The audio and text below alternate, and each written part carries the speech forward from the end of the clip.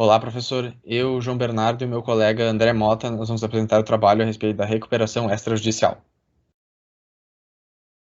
Primeiramente, nós vamos apresentar um breve conceito, seguido das alterações promovidas pela Lei 14.112 de 2020, e por fim o André irá falar de um caso concreto de recuperação extrajudicial ocorrido posteriormente a essa lei.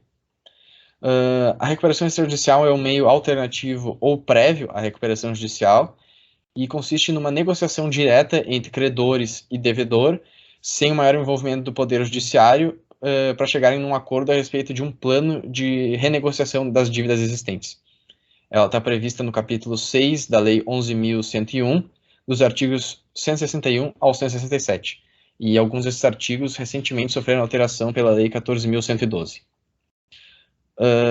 Nas alterações promovidas por essa lei, a primeira consta no artigo 161, parágrafo 1º, que possibilitou agora a inclusão dos créditos de natureza trabalhista e ou por acidente de trabalho na recuperação extrajudicial.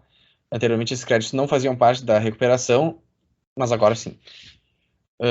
No artigo 163, caput, trata a respeito agora da homologação obrigatória do plano, que agora possibilita que ela ocorra quando metade dos credores de determinado crédito aderirem a ele. Anteriormente eram necessários 3/5 desses credores.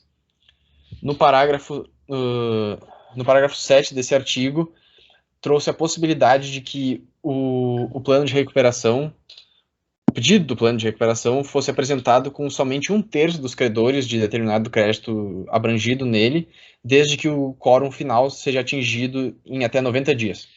Final não, desculpa, necessário.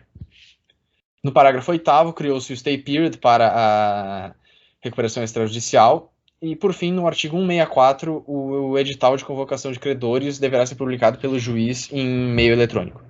Muito bem, eu passo a palavra agora para o André para falar do caso concreto. Olá. Nós torcemos como jurisprudência para esse caso, para essa apresentação, o caso do Figueirense.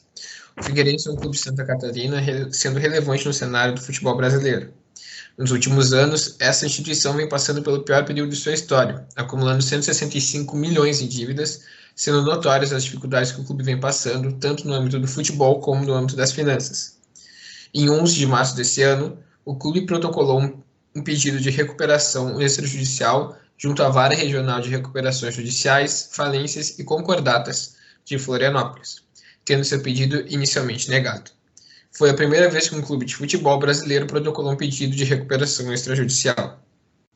No dia 18, porém, o Tribunal de Justiça de Santa Catarina reconheceu como legítimo o pedido de recuperação extrajudicial por parte do Figueirense.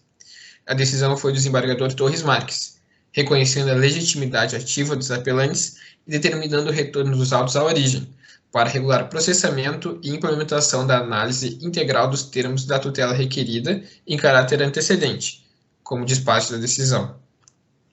Como nosso tempo é limitado, decidimos destacar algumas das partes do processo que sinalizam com evidência algumas das alterações feitas pela Lei nº 14.112, citadas anteriormente pelo João. Nesse primeiro corte, podemos perceber a inclusão das classes trabalhistas mediante a negociação com os respectivos sindicatos, quando o desembargador Torres Marques elenca algumas recomendações a serem cumpridas antes da fase final de homologação do plano de recuperação. Logo abaixo, podemos perceber um comando de antecipação dos efeitos do stay period, que também é uma inovação que surge da Lei nº 14.112.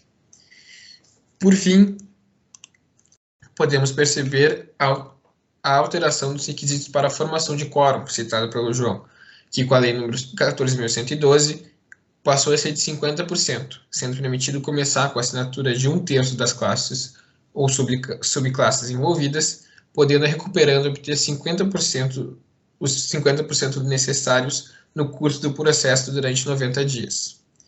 Por fim, essa é a bibliografia usada na confecção do trabalho. Muito obrigado. Certo, obrigado.